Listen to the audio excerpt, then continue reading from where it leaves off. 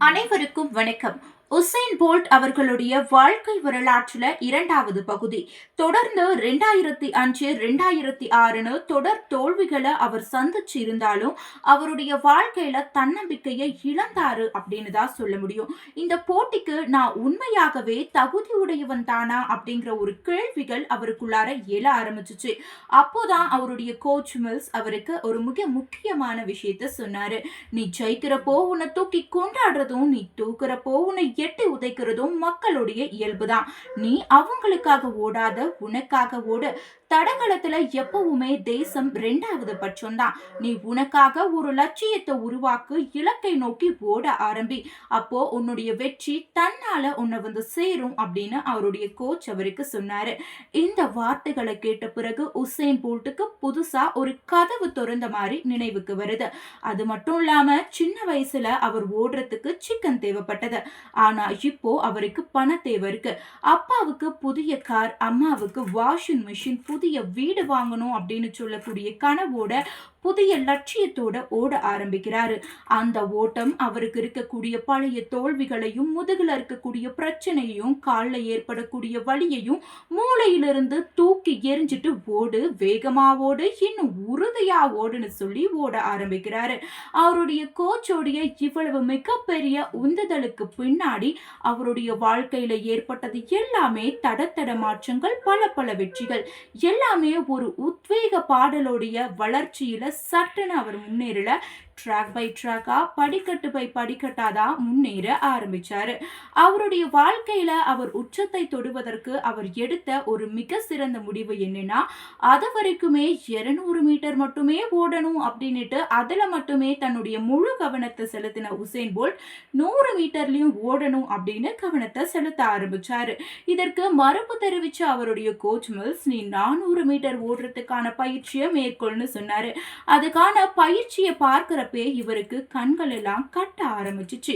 ஆனாலும் அதை தொடர்ந்து 100 மீட்டர்ல கலந்துக்க அவர் முனைப்போட இருந்தாரு. கிட்டத்தட்ட ஜமாய்காவில் நடைபெற்ற ஒரு தடகள சாம்பியன்ஷிப் போட்டியில 100 மீட்டரை 10.03 வினாடிகள்ல கடந்து மீண்டும் தன்னை நிரூபிச்சாரு உசேன் போல்ட். அதை தொடர்ந்து 2008ல நியூயார்க்ல ரிபோக் கிராண்ட் பிரிக்ஸ்னு சொல்லக்கூடிய ஒரு மாபெரும் சாம்பியன்ஷிப் போட்டி நடைபெற்றது. அந்த போட்டியில 100 மீட்டரை 9.72 செகண்ட்ல கடந்தாரு.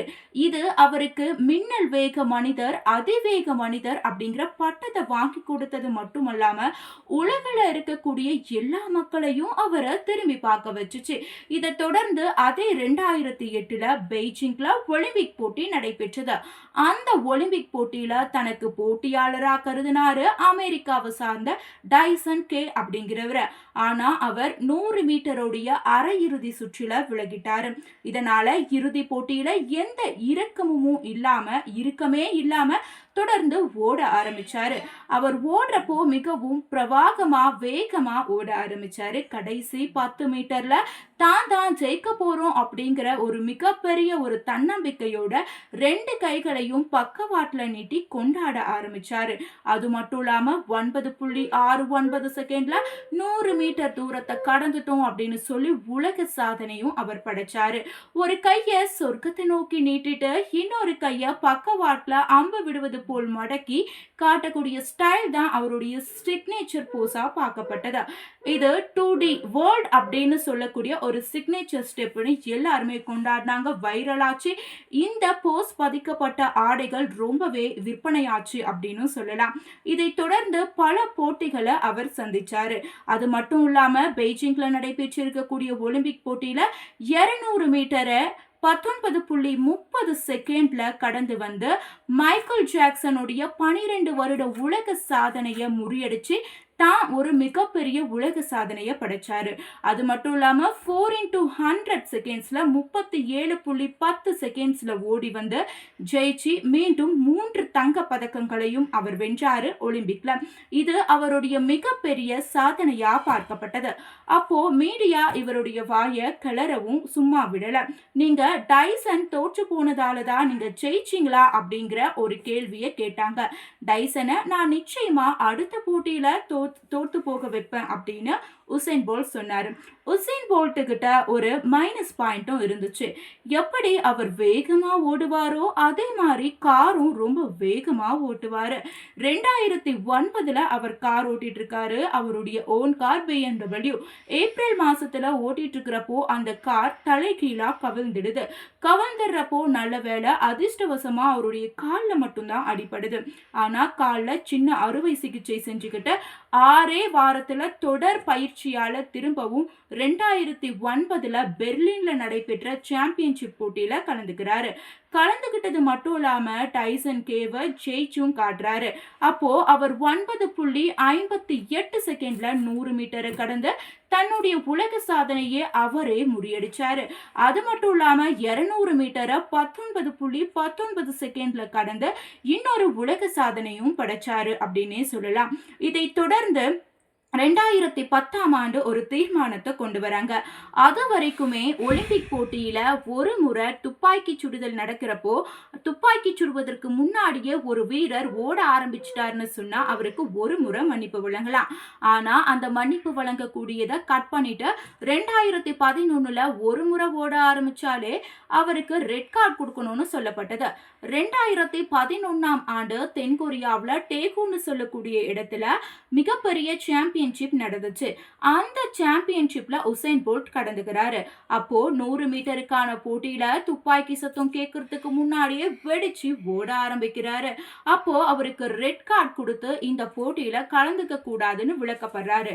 ஆனாலும் தொடர்ந்து 200 மீட்டர் 4x100 மீட்டர்ல அவர் கலந்துட்டு ஜெயிச்சு தங்க பதக்கத்தை வென்றாரு. ஆனா நான் கண்டிப்பா ட்ரிபிள் கோல்டுன்னு சொல்லக்கூடிய மேஜிக்கை இன்னொரு முறை நான் செஞ்சே தீருவேன் அப்படின்னு வெறியோட உழைக்க ஆரம்பிக்கிறாரு, பயிற்சி செய்ய ஆரம்பிக்கிறாரு. 2012ல லண்டன்ல நடைபெறக்கூடிய ஒலிம்பிக்ல அவர் கலந்துக்கிறாரு. அந்த ஒலிம்பிக்ல கலந்துட்டு 200, 100, 4x100ன்னு சொல்லக்கூடிய 3 மீட்டர்களிலும் ஓடி ஜெயிச்சு திரும்பவும் 3 தங்க பதக்கங்களை வெல்கிறார். இந்த தங்க பதக்கங்களை வெல்கிற போது அவருக்கு நிறைய மகிழ்ச்சி கிடைச்சது. அதே போல அவருக்கு போட்டியில சவாலா இருந்தது யாரு அப்படின்னா சக நாட்டை சேர்ந்த ஃபிளேக் அவருக்கு சவாலா இருந்தாரு. அந்த போட்டியானது அவர்களுடைய கழுத்திலும் எதிரொலிச்சிச்சு அப்படின்னு தான் சொல்லலாம். எப்படி அப்படின்னா இவர் 100 மீட்டரோடைய கடைசி 10 மீட்டர் ஓடுறப்போ என்ன செஞ்சாருன்னா தனக்கு பின்னாடி செகண்ட் பிளேஸ்ல ஓடி வர ஃபிளேக்கை பார்த்துட்டு வாயில ஆள்காட்டி விரலை வச்சு உஷ் அப்படின்னு சொல்லியிருக்காரு.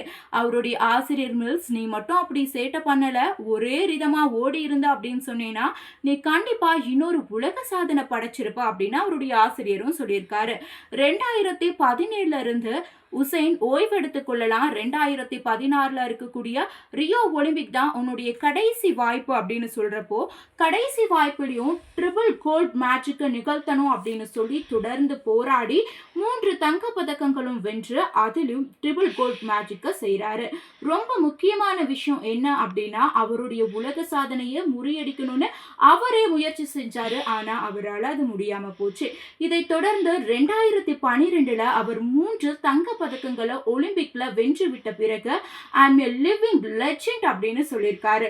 இந்த வார்த்தைய தன்னம்பிக்கையோடைய உச்சம், தலைகணத்தின் மிச்சம் அப்படின்னு எப்படினாலும் எடுத்துக்கலாம். ஆனா இது 100% நிஜம்தான்.